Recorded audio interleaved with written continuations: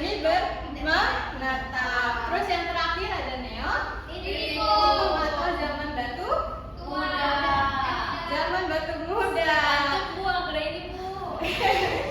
Zaman batu muda, dia itu udah mulai menetap. Tapi teman-teman tahu gak sih ada satu lagi masa yang menarik untuk kita bahas, yaitu ini masa megalitikum atau kebudayaan megalitik. Dia itu kenapa nggak masuk ke dalam kemarin yang kita pelajari, karena dia itu rentang waktunya ada di antara neolitikum sama zaman logam. Jadi di zaman batu baru sampai ke zaman logam. Oke, sebelumnya ibu mau tanya, ada yang tahu nggak ini tuh apa sih? Saya tahu. Dari mulai di mana? Magelang. Benar, Magelang, pintar sekali hari ini. Nah, kalian tahu nggak sih struktur dari bangunan ini tuh sama, konsepnya terinspirasi dari bangunan yang ada di zaman megalitik. Keren gak sih? Keren. Iya, sama kayak materi yang udah kita pelajari kemarin tentang perubahan keberlanjutan dalam sejarah. Ini salah satu contohnya. Candi Borobudur itu mengusung konsepnya yang bertingkat ini, bentuknya yang bertingkat ini tuh mengusung konsep bangunan yang ada di zaman praksara, yaitu di zaman megalitik. Tahu? Ada yang tahu?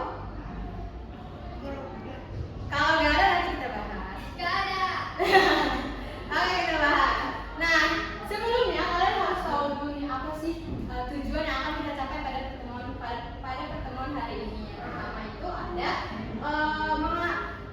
mengamati hasil budaya, sistem kepercayaan dan cara hidup di masyarakat di zaman megalitik atau di budaya megalitik.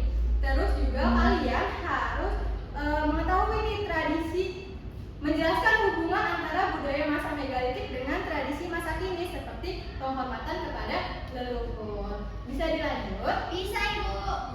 Oke. Kita masuk ke materi.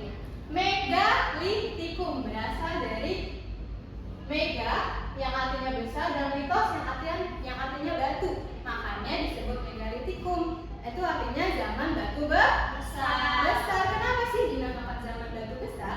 Karena berdasarkan penemuan-penemuannya di masa itu tuh banyak bangunan batu besar yang tujuannya tuh pada masa itu untuk upacara keagamaan atau kepercayaan mereka gitu. Sampai sini paham? Paham. Oke, jadi megalitikum itu artinya apa? Batu besar. Pintar anak-anak ibu. Oke, bisa lanjut? Bisa.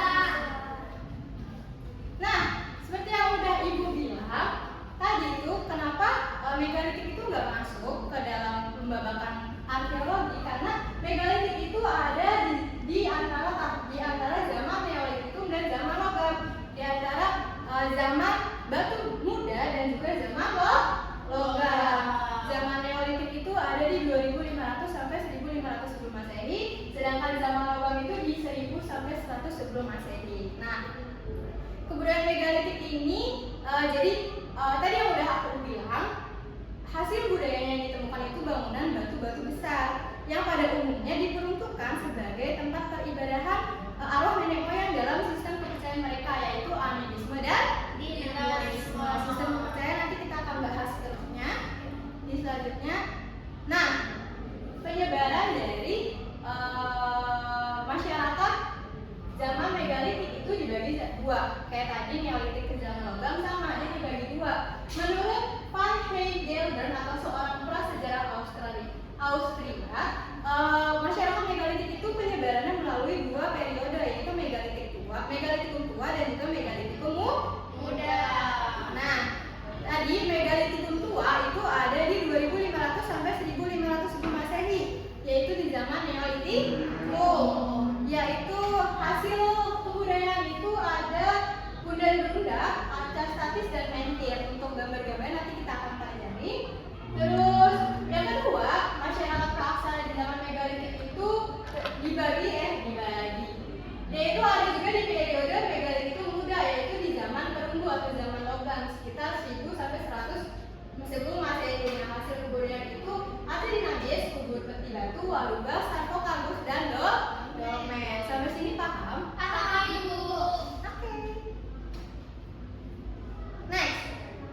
kita mempelajari corak kehidupan.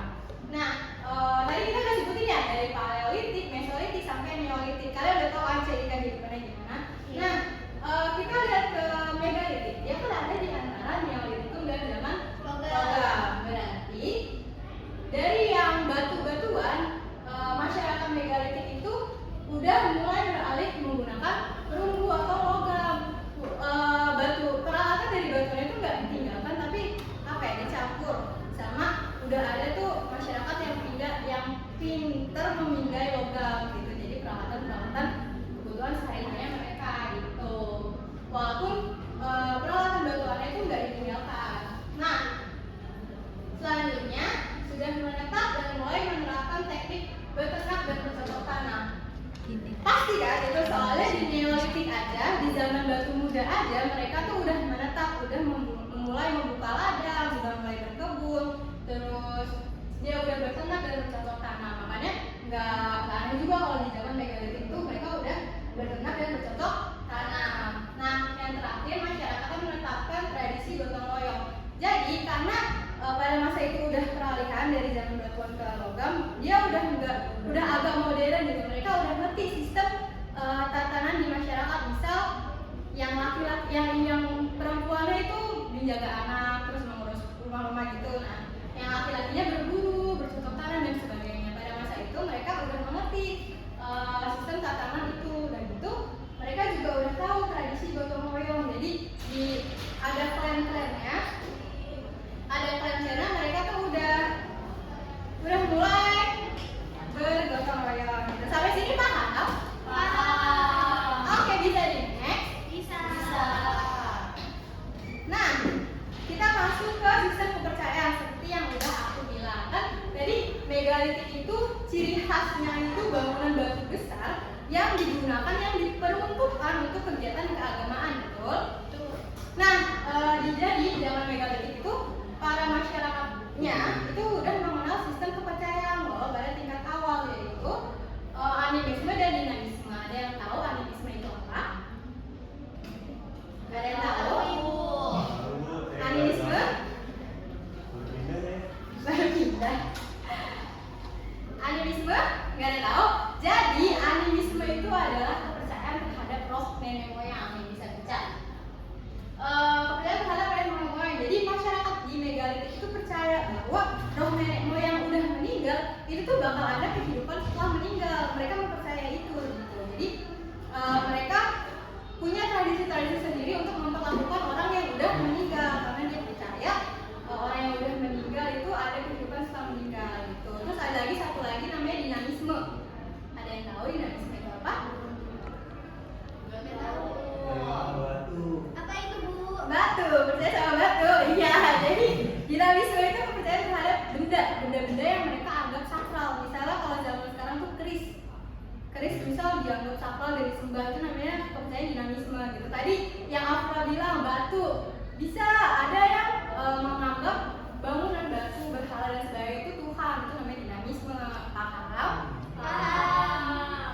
Sampai sini paham? Paham. Nah, apa aja sih bangunan-bangunan yang dipakai oleh masyarakat megalitik untuk ini sistem kepercayaannya dia?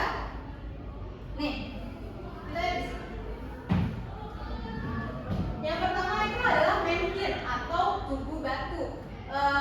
Biasa gambar kayak gini. Dia tuh kayak tiang atau tugu batu gitu. Biasanya dia itu untuk alat peribadatan. Biasanya kalau ada yang nyembelih rusa, nyembelih kambing, nyembelih hewan untuk sesembahan, mereka ikatkan di menhir ini biasanya gitu. Makanya menhir bentuknya tiang. Terus yang kedua, ingat-ingat ya, nanti bakal ada tugas tentang ini loh. Ini apa tadi namanya? Menhir. Atau Iya, tugu batu. Nah, ini punden berundak. Nah, yang tadi aku singgung di awal tadi, Candi Borobudur itu mengambil konsep dari mana? Dari sini. Punden berundak. Bentuknya begini ya. Tuh. Iya. Nah, jadi sesuai apa ya, sifat sejarah yang berkelanjutan itu, nah konsep punden berundak itu dipakai sampai pembuatan Candi Borobudur gitu. Punden berundak ini tempat sesaji dan tempat sesaji gitu. Terus yang terakhir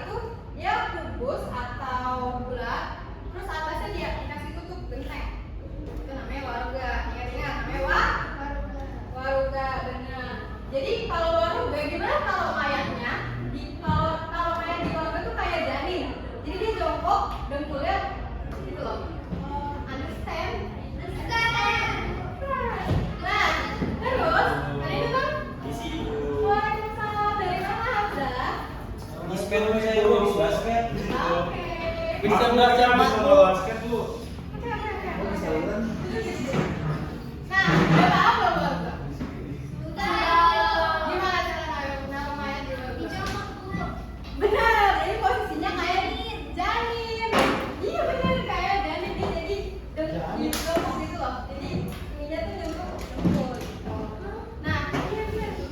Nah terus yang kedua ada kubur batu. Bentuknya klasik aja kayak disekat-sekatin sama batu, itu kubur batu. Nah yang ketiga sama-sama kuburan, dia itu sarkofagus. Jadi bentuknya Seperti ketiga. dia seperti lesung juga, agak bulat gitu. Nah, ketiganya ini sama-sama kuburan. Paham nggak? Paham. Paham Bu. Apa yang cowok yang paling ganteng? Kamu. Oke, jadi kita ini apa? Garuda Bu. Warung itu apa? Makam. Iya, benar. Kalau misalnya ini apa? Sama Bu, kuburan. Bukan. Oh, bukan. Ini benar-benar itu untuk sesembahan. Oh, sesajen ya, Bu? Iya, benar. Kalau misalnya dolmen, Meja. Meja kesembahan. iya meja sesembahan, meja batu. Berarti sudah paham ya? Paham Bu. Oke, berarti sekarang kalian duduk berkelompok, kalian buka GCR-nya. Di situ udah, iya berkelompok, kelompok kayak kemarin aja. Istirahat dulu Bu. Lagi berantem Bu. Kenapa berantem? Azan ya Bu. Oh iya, Yaudah Ibu udah siap Bu. iya kalian duduk berkelompok, kalian buka GCR-nya, itu ada kayak tadi nih. Ada kalian susun bangunan, kalian tulis juga fungsinya, terus kalau di Indonesia itu ditemukan di mana, bisa mengerti? Bisa. Paham Bu, bisa. Oke, kalau begitu udah paham ya kelas hari ini? Paham. Paham nggak? Paham. Oke, kalau begitu kelasnya Ibu akhiri dulu sampai ini materi ini jangan lupa dikerjakan berkelompok